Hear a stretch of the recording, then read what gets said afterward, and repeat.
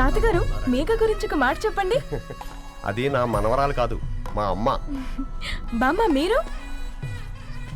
ఎప్పుడో పోవలసిందాన్ని, అది డాక్టర్ అవడం వల్ల ఇంకా ఉన్నాను. అంకుల్, యాజ్ ఎ ఫాదర్ గా మీరేం చెప్తారు? అది నా అదృష్టం అమ్మా, అది పుట్టాకే నేను పెరిగాను. ఆంటీ మీరు? అది మా 20 ఏళ్ళ ఎమోషన్ అమ్మా. పిల్లలు?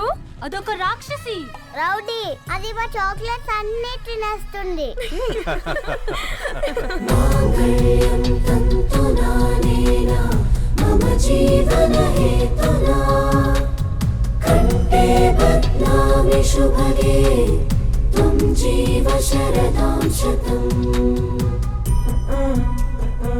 I will be with you for the rest of my life.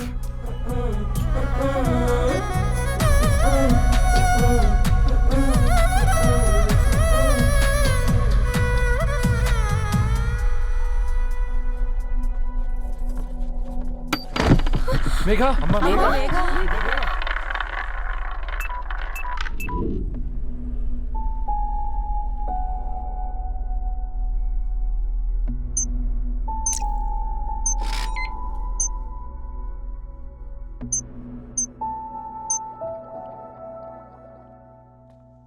ఏంట్రా అందరూ ఇలా డీలా పడిపోయారు?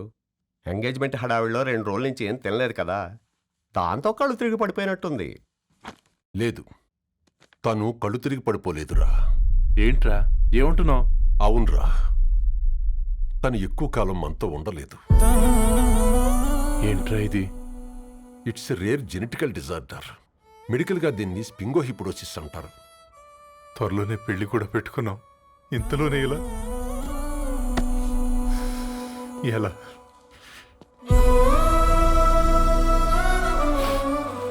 ఎలా చెప్పనురా ఇది? అమ్మాయికి ఎలా చెప్పాలో అర్థం కావట్లేదు. తను డాక్టర్ కాబట్టి అర్థం చేసుకోగలదు.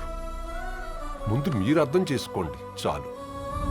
చూడు, నువ్వు చచ్చిపోతావు, ఈ చిత్ర చచ్చిపోతుంది, ఆ శారదుందే అది చచ్చిపోతుంది, పళ్ళికిలిస్తుందే చంటిది ఇది చచ్చిపోతుంది, ఈ చెట్లు చచ్చిపోతాయి, ఆ తీగ చచ్చిపోతుంది, నేను చచ్చిపోతాను. కాకపోతే నేను 2 రోజులు ముందుగా చచ్చిపోతాను. మా ఏంటి ఇంకా దీపం పెట్టలేదా? ఏంట్రా ఆయనకి దీపం పెట్టేది? ప్రాణం ఉన్న పువ్వులకేమో 3 రోజులు, ప్రాణం లేని రాళ్లకి 1000 ఏళ్ళు ఆయుషిస్తాడు. ఆయనకెందుకు దీపం? అన్నీ కరెక్ట్గా జరుగుంటే ఈరోజు నీ పెళ్లి జరగాల్సింది. దేవుడు ఆల్రెడీ నాకు ఇన్విటేషన్ కార్డ్ రెడీ చేశాడు బాబాయ్. బట్ మనమే ఫూలిష్గా ఈ వెడ్డింగ్ ఇన్విటేషన్ రెడీ చేసుకున్నాం. అయినా చాలా మందితో కంపేర్ చేసుకుంటే నేను చాలా లక్కీ పాప. ఎంతోమంది ఆడపిల్లలు కడుపులోనే చనిపోతున్నారు. కొంతమందిని పుట్టిన తర్వాత చంపేస్తున్నారు. ఇంకొంతమంది ఎందుకు చనిపోతున్నారో కారణం తెలియకుండానే పోతున్నారు. అలా చూస్తే 22 ఇయర్స్ నేను బ్రతికాను. ఒక ఆడపిల్లగా ఇదంతా బోనస్సే కదా పాప.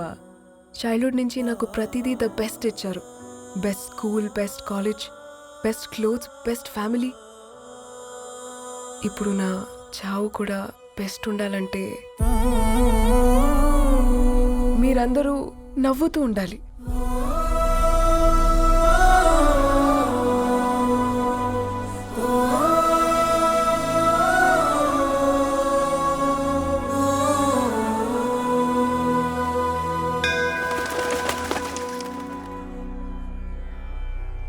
दीर्घायुष्मान भव।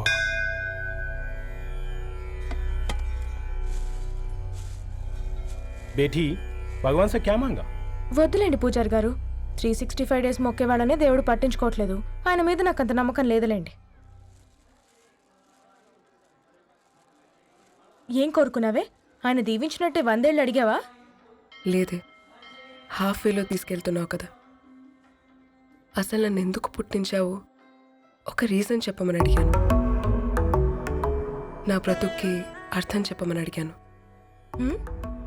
అవునే, ఓ మనిషి పుట్టాక కనీసం ఒక మొక్కనైనా నాటాలంటారు. మనం పోయాక అది నలుగురికి నీడనిస్తుంది. అట్లీస్ట్ నేను ఆ పని కూడా చేయలేదు. ఈ బర్త్కి పర్పస్ ఏంటో తెలియట్లేదనేదే నా బాధ. ఏంటే ఓ పర్పస్ అని చెప్తున్నా? 1 వీక్ బ్యాక్ మా బాబాయ్ వాళ్ళ ఇంట్లో ఏం జరిగిందో తెలుసుగా? వాళ్ళ బాబు పుట్టగానే చనిపోయాడు. పాపం వాళ్ళు ఇంకా కూర్చుని ఏడుస్తూనే ఉన్నారు. మరి ఆ బాబు లైఫ్కి పర్పస్ ఏంటే? ఆ బిడ్డ పుట్టక ముందు వాళ్ళు ఎలా ఉండేవాళ్ళు? విడిపోదాం అనుకున్నారు. ఇప్పుడు కలిసి ఉన్నారు కదా. ఆ బిడ్డ పర్పస్ వాళ్ళని కలపడమే.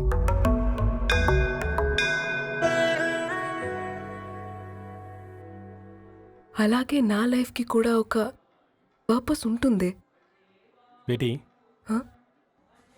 ये लो बजरंगी का सिंदूर अंता मंची जరుగుతుంది ఏం మంచి? आपके नज़र में एक कीड़ा है ఆయన అందరినీ చూసే విధానంలోనే తేడా ఉందండి. తన మాటలేం పట్టించుకోకండి. Thank you. खुश रहो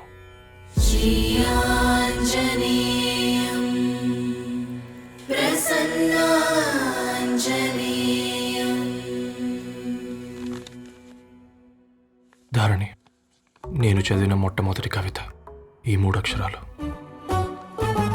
ఏంటి ఇది? ఏదో డైరీలో పేపర్లా ఉంది.